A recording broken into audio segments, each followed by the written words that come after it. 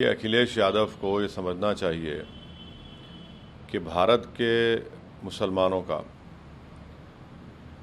कोई ताल्लुक मोहम्मद अली जिन्ना से नहीं है। कल मैं समाजवादी पार्टी के राष्ट्रीय अध्यक्ष का वक्तव्य सुन रहा था, लेकिन कल उनका वह विभाजनकारी मानसिकता एक बार फिर से सामने आ गई जब उन्होंने सरदार पटेल को जिन्ना के समकक्ष रख करके देश तोड़क जिन्ना को महिमा मंडित करने का प्रयास किया है। सरदार पटेल, राष्ट्रपिता महात्मा गांधी, जवाहरलाल नेहरू, जिन्ना एक ही संस्था में पढ़ करके बैरिस्टर बन करके आए।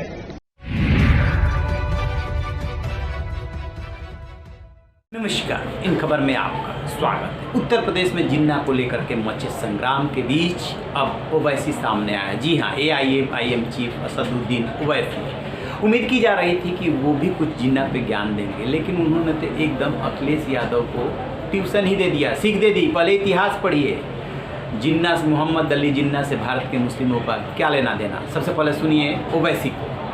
कि अखिलेश यादव को ये समझना चाहिए कि भारत के मुसलमानों का कोई ताल्लुक मोहम्मद अली जिन्ना से नहीं है। जैसा कि आपने सुना, वो कह रहे हैं कि द्विराष्ट्र सिद्धांत का सबसे पहले सावरकर ने दिया, इसके बाद मोहम्मद अली जिन्ना ने दिया। भारतीय मुसलमानों का इसलिए उनसे कोई मतलब नहीं है क्योंकि जब देश का बंटवारा हुआ, जिन मुस्लिमों को अपने देश से लगाव था उन्होंने भारत में रहना स्वीकार किया। इसलिए अखिलेश को चाहिए कि वो थोड़ा इतिहास पढ़े या इतिहास के जानकार लोगों के पास बैठे, कुछ सीखे।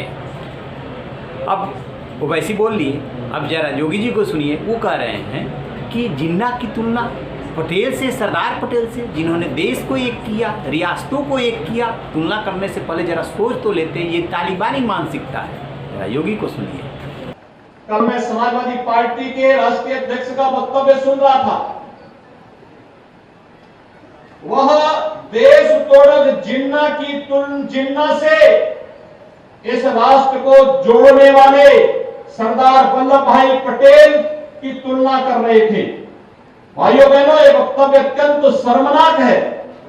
सरदार वल्लभ भाई पटेल भारत की एकता और अखंडता के आधार हैं, उसके शिल्पी हैं, और वर्तमान में प्रधानमंत्री मोदी जी के नेतृत्व में एक भारत श्रेष्ठ भारत की परिकल्पना को साकार करने का कार्य किया जा रहा है।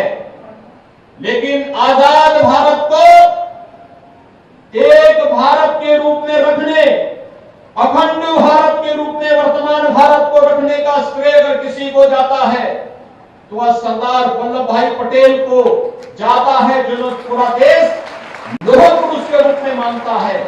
लेकिन कल उनका वह विभाजनकारी मानसिकता एक बार फिर से सामने आ गई जब उन्होंने सरदार पटेल को जिन्ना के समकक्ष रख करके देश तोड़क जिन्ना को महिमा मंडित करने का प्रयास किया है। मुझे लगता है भारत की जनता इस विभाजनकारी मानसिकता को कभी स्वीकार नहीं करेगी और उत्तर प्रदेश की जनता तो हरगिज स्वीकार नहीं करेगी। ये तालिबानी मानसिकता है जो हमेशा तोड़ने में विश्वास करता है। पहले सामाजिक ताने बानों को जाति के नाम पर और तमाम अन्य वादों के आधार पर तोड़ने की प्रवृत्ति, और जब अपने मंसूबों पर सफल नहीं हो रहे हैं तो अब महापुरुषों पर लांछन लगा करके पूरे के पूरे समाज को अपमानित करने का प्रयास हो रहा है।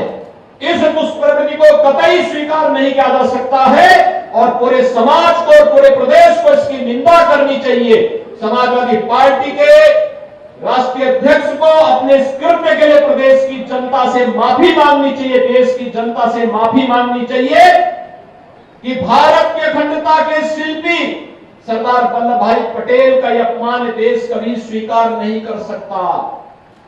उनका यह वक्तव्य इसलिए आया है। योगी को आपने सुन लिया।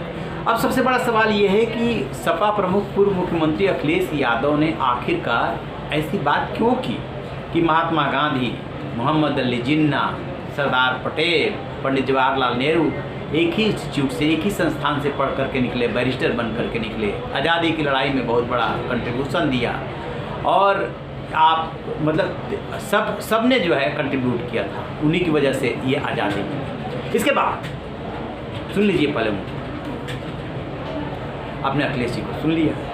अब इसके बाद जो सबसे बड़ा सवाल ये उठा कि अखिलेश यादव ने सरदार पटेल से, महात्मा गांधी से और जो शख्सियत है उनसे मोहम्मद अली जिन्ना की तुलना क्यों की? अचानक जिन्ना कैसे पैदा हो गया? जिन्ना का जिन बाहर निकला कैसे? दरअसल जिन्ना का जिन बाहर जानबूझ करके निकाला गया है क्योंकि उत्तर प्रदेश में सियासी फसल काटनी है। अखिलेश को साफ दिख रहा है, दीवार पर लिखी हुई इबारत एकदम साफ दिख रही है कि 4 महीने बाद जो चुनाव होने जा रहा है वो रोजगार के मुद्दे पे, वो किसान के मुद्दे पे, वो नौजवान के मुद्दे पे, वो विकास के मुद्दे पे नहीं होने जा रहा है। अंत में जाति और धर्म ही हावी होगा, लिहाजा वही मुस्लिम वोट। क्यों? क्योंकि इधर प्रियंका गांधी भी जो है बहुत एक्टिव है, उधर मायावती भी एक्टिव हो रही है। तो ऐसा ना हो कि मुस्लिम वोट बैंक बढ़ जाए, लिहाजा उन्होंने जिन्ना का राग छेड़ दिया है और उसके बाद अब सियासी संग्राम मचा हुआ है। तो आप रहिए ना बेखबर, देखते रहिए।